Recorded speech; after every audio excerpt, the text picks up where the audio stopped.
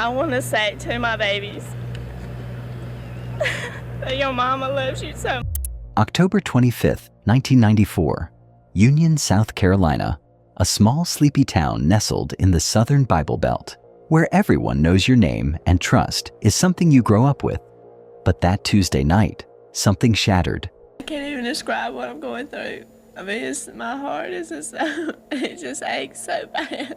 Around 9:30 p.m., emergency dispatchers received a frantic call from a young woman. Her voice was trembling, broken, like someone barely holding it together. "This is Susan Smith. I've been carjacked. A man jumped in. My children. He took my babies." She claimed she had been at a red light when a black man with a gun forced his way into her car. He ordered her to drive for several miles, then made her pull over and get out. He drove off, her 2 sons still strapped in their car seats, Michael Daniel Smith, 3 years old, and Alexander Tyler Smith, just 14 months old. News spread like wildfire. By morning, every TV screen from Union to New York City was broadcasting Susan's tearful face and the haunting photos of her missing boys. The country was captivated, not just because it was tragic, because it was every parent's worst nightmare. Susan and her ex-husband, David Smith, appeared in front of the cameras. Susan clutched a tissue. Her eyes were red. Her voice cracked as she spoke. "If someone out there has my children, please bring them home."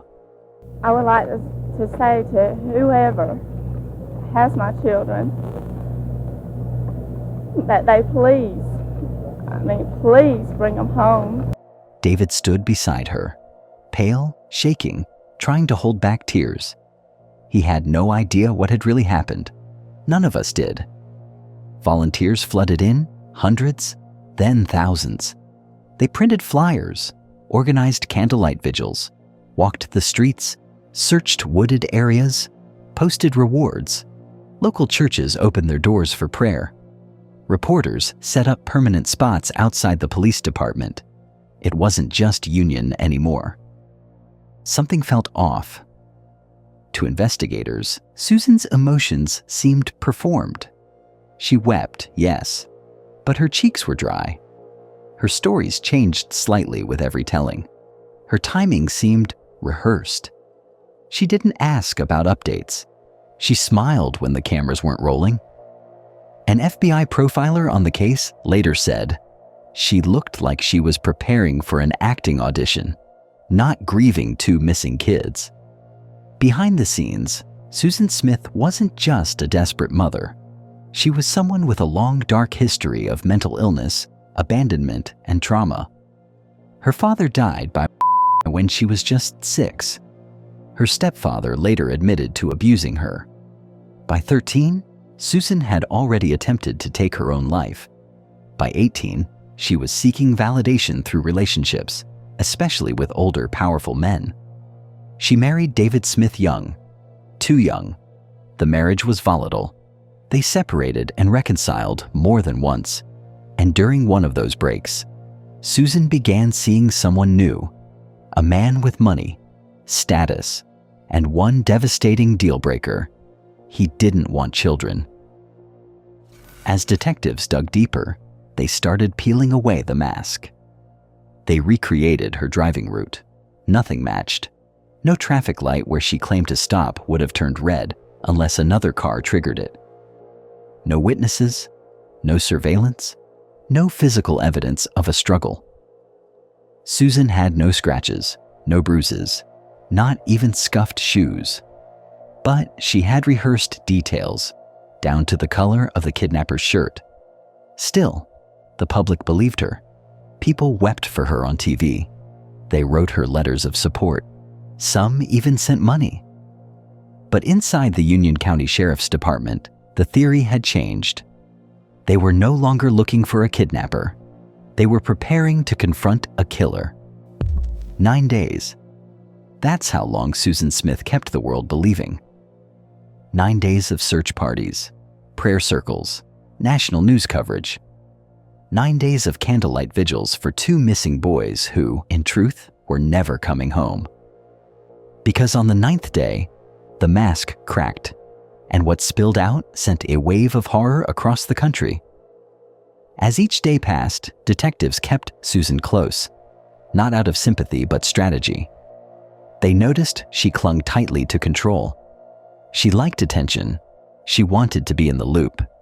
And that's exactly how they reeled her in. They brought her in for repeated interviews. Each time, her story changed slightly. A turn too sharp here, a timestamp too vague there. They weren't just tracking her lies. They were testing her psychology. November 3rd, 1994. Susan was called in once again.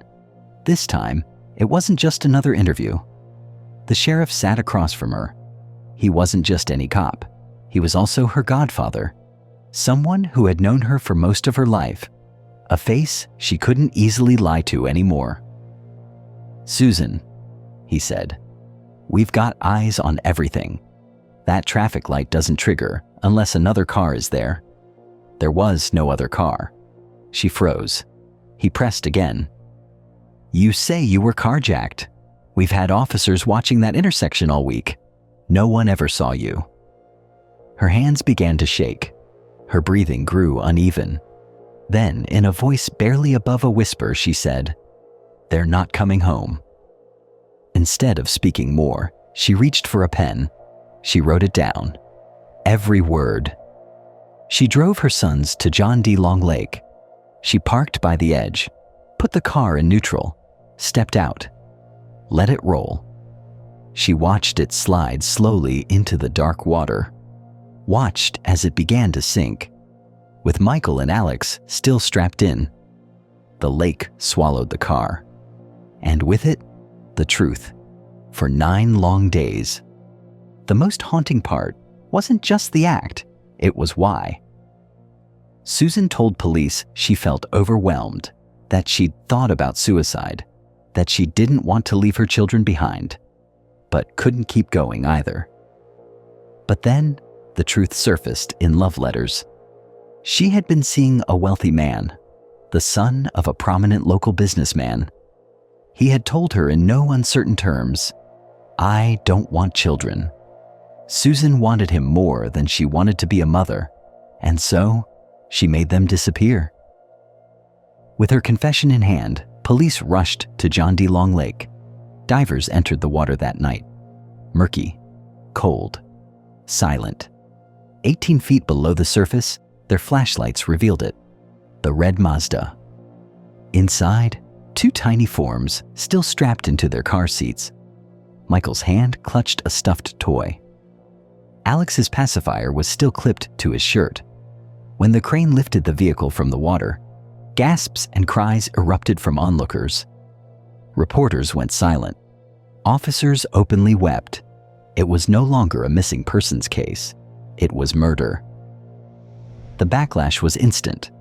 Volunteers who had spent hours, days, their own money, they were furious. Police were stunned by the coldness. And the public? They turned on Susan in an instant. The woman they had pitied, they now despised. Memorials were vandalized. Hate mail poured in. People stopped saying her name with sadness. Now it came with venom. One officer later said, "She didn't just kill her kids. She betrayed the kindness of everyone who tried to help her." The facts were no longer in question. Susan Smith confessed. The bodies of her sons had been recovered. The red Mazda had been pulled from the lake, and a mother's tears, once seen as tragic, were now recognized as the camouflage of a killer. But what came next would spark something deeper. A fierce debate over justice, mental illness, and the very meaning of mercy. Susan Smith was indicted on 2 counts of murder. Prosecutors wasted no time announcing their intent. They would seek the death penalty. To them, this was premeditated evil. Not a moment of panic or a psychotic break, but a calculated execution. The prosecution believed Susan wanted to remove her sons from the picture, to win back a man who didn't want children. The motive, they said, was as cruel as it was clear. The courtroom was packed. Reporters from every major outlet filled the benches. David Smith, Susan's ex-husband and the boy's father, sat silently in the front row, his face tight with rage and sorrow. The jury listened as the prosecution detailed the events of October 25th, how Susan buckled her sons into their car seats, how she drove them to John D. Long Lake, how she let the car sink, slowly, silently, while walking away. They showed pictures of the lake. They read Susan's confession aloud. They described the way the children were found, soaked in mud, mouths open, still strapped in. The jury cried. So did many in the audience. Some even walked out. But then came a different portrait, painted by Susan's attorneys. They didn't deny the crime. They didn't excuse it. But they asked the jury to understand why. They spoke of Susan's haunted past, her father's when she was 6, years of abuse by her stepfather, depression, mental illness. A clinical psychologist testified she was suffering from dependent personality disorder and had been in a state of acute emotional crisis when she killed her sons. They argued this was not a woman of pure evil, but a woman who had never been taught how to survive pain without passing it on. She didn't want to kill her children, one attorney said. She wanted to die with them. She lost her nerve at the last second. David Smith took the stand. He described the moment he learned the truth, how Susan looked him in the eyes and lied again and again, and how he defended her to the world, not knowing what she had done. His voice trembled as he spoke about his boys. Michael was curious and full of energy. Alex had just learned how to say "Dada." Then came the line that left the courtroom breathless. They trusted her. She was their mother, and she chose to let them die.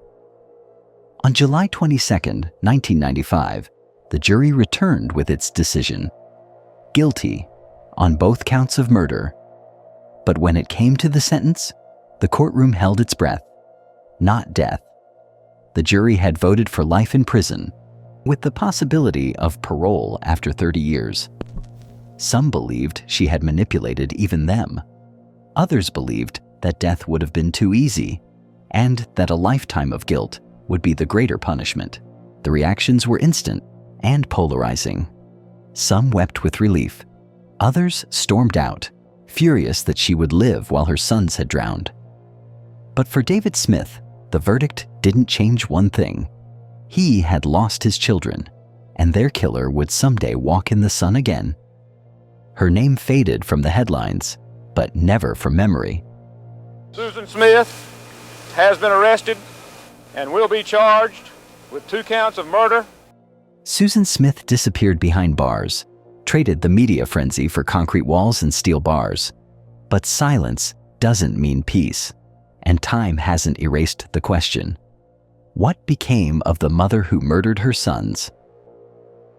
After her sentencing, Susan was sent to Leith Correctional Institution in Greenwood, South Carolina, a maximum security women's prison. At first, she kept to herself. The public wanted her buried. The media moved on. But inside those prison walls, chaos followed her. In 2000, she made headlines again, this time for seducing a corrections officer.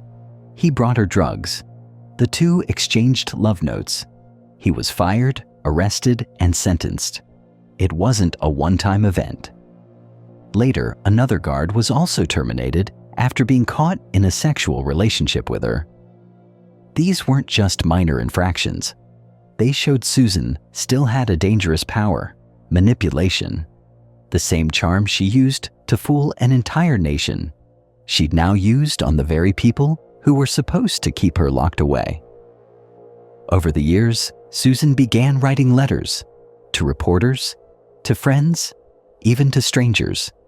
She blamed the media for twisting her story. She insisted she wasn't a monster. She said she had been suicidal that night and simply wanted the pain to stop. "I didn't plan it," she wrote in one interview. "I didn't want them to die. I loved them." But when asked if she'd try to save them if she could go back, her answer was vague. There were always excuses, always reasons. Rarely, if ever, was there real ownership. Her ex-husband has remained mostly silent over the years, rebuilding his life, staying out of the spotlight. But when asked about Susan's possible release, he didn't hesitate. She should never walk free, he said. She had a choice, and she chose death for our boys. So I'm asking that you please deny her parole today.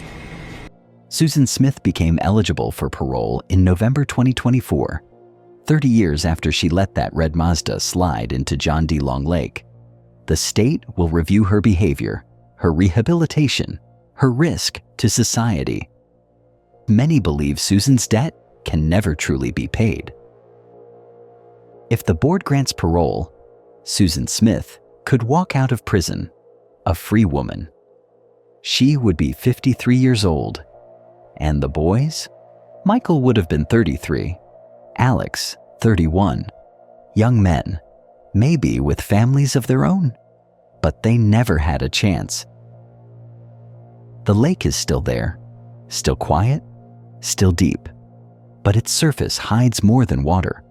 It hides the memory of 2 lives and the mask of a mother who lied to the world. How much I miss him. How I wish I could tell him. I miss you so much.